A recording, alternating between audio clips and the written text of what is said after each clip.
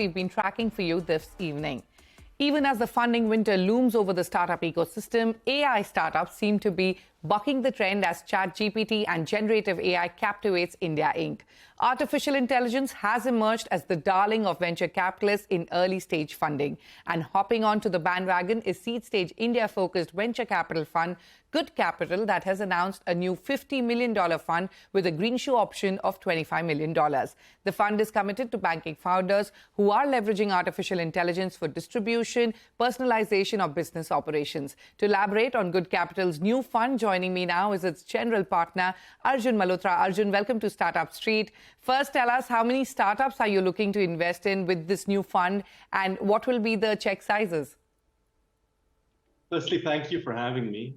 We just announced close to the fund today. We'll be doing about 25 to 30 companies with this new fund just over the next couple of years. Portfolio construction is a little dependent on market conditions. We can't make any promises now about round sizes, but we expect check sizes between 150K to about 1.5 million into new companies. And then we reserve about 30 to 35% of the fund for follow-on investing. Okay. So, Arjun, like I mentioned earlier, the fund is committed to backing founders who are leveraging artificial intelligence. If you can give us a sense of the areas within artificial intelligence that interest you. Yeah, so I think that's an interesting question. AI is sort of starting to be seen as a sector, but really we think of it as a horizontal. We're not focused on AI infrastructure at all, on the infrastructure layer. What we're focused on is really founders who are putting AI at the center of existing products and using those for better growth or higher engagement. So seeing AI as a horizontal, it's sort of akin to the platform shift that happened between 2010 and 2012 from web to mobile. A lot of the old top engineers at the time focused on mobile ahead of its time, and now sort of the new romantics of the tech world are focused on AI. So really where we see that blank space is in this idea of enabling intermediaries. So we're looking at B2B2C models, where companies, rather than going direct to consumer, are using intermediaries, agent-led distribution models. We've done it in the past with companies like Meesho, for instance, was a reseller-led e-commerce platform for a long time. And we believe in India in general, the thesis that's worked well for us is enabling intermediaries.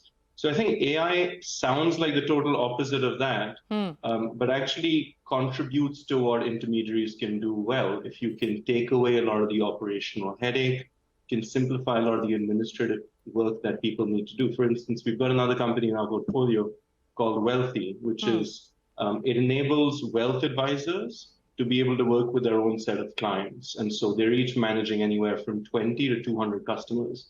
And so AI is able to help them really personalize their communications with each of their sort of end users. Okay. So, Arjun, you've said that integrating AI is now table stakes for any startup. I would like you to kindly elaborate on that and give us some use cases to illustrate that further. But before that, if you could also tell us, if you've already started investing with the new fund, and if not, then how soon do you plan to start deploying these funds? Yeah, so we've started investing already. We've been ready for it, waiting for the fund to come together. So actually, we have 3 investments in closing already. We're past term sheets, getting money in the bank. So I'm sitting here with my hands tied. Can't really get into the details of those companies, but about 2 million has been allocated and invested into 3 companies already. Okay. And we expect to do another 4 over the next 6 months or so. So we're seeing a lot of really interesting things in the pipeline. Okay. Arjun, let's talk about Good Capital's investment thesis. You've been an early investor in unicorns, like you mentioned, Meesho. You've invested in Lead School. What do you look for in a startup, and how do you handhold them? As you go along the journey with them, what kind of revenue or progress benchmarks of performance do you set? Yeah, I think that's interesting. Look, we're idea stage investors most of the time.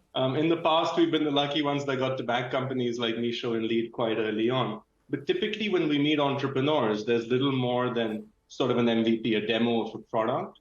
What we find is founders who have been operating in a space that looks underserved, they're taking their time, they're really willing to chase the sunset.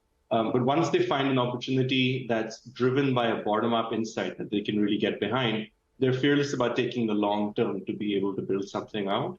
And so our approach as a result of that has been can you find a really unique insight in the market that doesn't look all that exciting? So for instance, I talked about Meesho earlier. What they noticed at Meesho quite early on was that local store owners were starting to use WhatsApp to take pictures of products and send them out to people through WhatsApp groups. And so when we find an interesting behavior and we extrapolate that, we believe that that can create a really large opportunity. Okay. And so our approach then has to be a high conviction approach. For every company we invest in, we're typically the lead investor. And so we're sort of bringing this value investing approach, which has never really gone out of style, but hasn't really been seen in venture so much. Okay. All right. One final question, Arjun. According to Venture Intelligence, the share of VC investments in AI startups stands at 15% of the total VC funding in the first 5 months of 2023, as compared to a corresponding 10% share commanded by AI startups in 2022. So clearly there is a lot of interest. But what do startups really need to get right in order to ride the AI for the long term? It shouldn't be a bubble that we are seeing right now. Yeah, well, I think what we need to be thinking about is where the right to win is for Indian startups. I think the AI ecosystems are already much more concentrated in Silicon Valley. And we're a place in India where the tech sector sure has been booming, but we're still just getting to real market penetration. And so we need to be focusing on products that speak now to the market needs. Rather than using AI for the sake of AI. So the smartest talent I'm seeing really has AI integrated within product workflows. And they're doing that in a manner that can build higher trust with their end users. Okay. So we see AI more sprinkled across a lot of products rather than being a core feature as such that companies are building on top of. All right, Arjun, we've completely run out of time, but many thanks for joining us on Startup Street, and we wish you the very best with this new fund. Good to see you. Thank you. And some fundraising news, B2B managed marketing